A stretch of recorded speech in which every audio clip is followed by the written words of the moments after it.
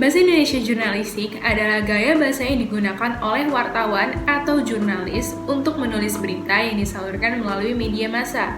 Sebutan lain dari bahasa jurnalistik ialah bahasa media, bahasa pers, dan bahasa koran. Bahasa jurnalistik bukan hanya untuk media yang bersinggungan dengan berita saja, tetapi situs yang menanyakan informasi dalam bentuk edukasi, hiburan, maupun iklan menggunakan bahasa Indonesia jurnalistik. WEB dan KBBI menjadi sumber pedoman bagi pengguna bahasa Indonesia dalam berkomunikasi agar tulisan yang disebarkan tidak menyimpang dari panduan yang sebenarnya dan harus mengedukasi para pembaca maupun pendengarnya. Dilansir dari Kompasiana.com, bahasa jurnalistik memiliki 4 fungsi yang dapat dikategorikan menjadi 1. Alat untuk menyatakan ekspresi diri, yaitu unsur untuk membebaskan diri dari semua tekanan emosi. Yang kedua, alat komunikasi. Adanya bahasa jurnalistik dapat menjadi sarana untuk menyalurkan maksud dan tujuan sehingga menyebarkan informasi secara lugas. Yang ketiga, alat untuk mengadakan integrasi dan adaptasi sosial, berawal dari bahasa yang disebarkan di internasional maupun nasional dengan beragam adat istiadat, tingkah laku, dan tata krama masyarakatnya. Kemudian dari bahasa itulah manusia mulai beradaptasi dengan mempelajari budaya-budayanya.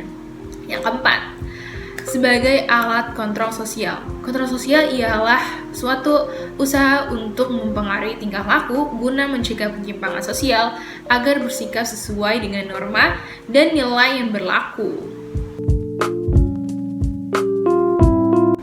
Tidak lengkap jika tidak membahas ciri khas langsung dari bahasa jurnalistik.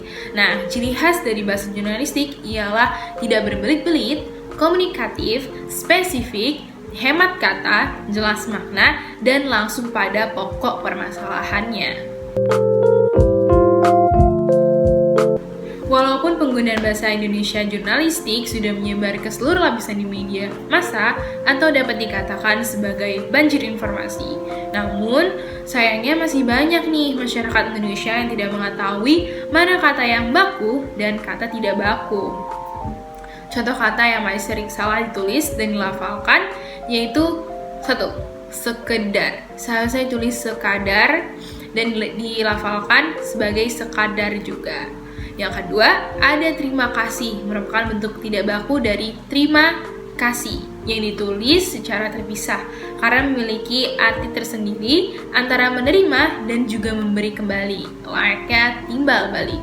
Yang ketiga ada silahkan, ditulis silakan tanpa H mengapitnya.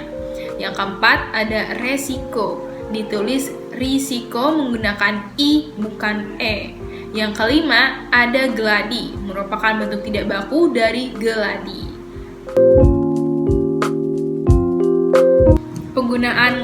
Penggunaanlah pada kata digabungkan dengan kata yang menyertainya atau yang mengikutinya. Contoh, haruslah, anggaplah, katakanlah, itulah.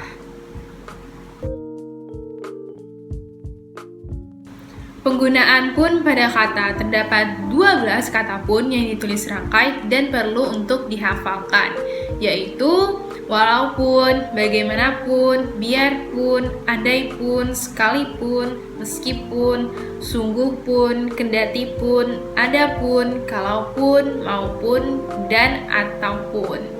Kata pun yang ditulis terpisah yaitu apapun, dimanapun, kemanapun, orang pun, di sini pun.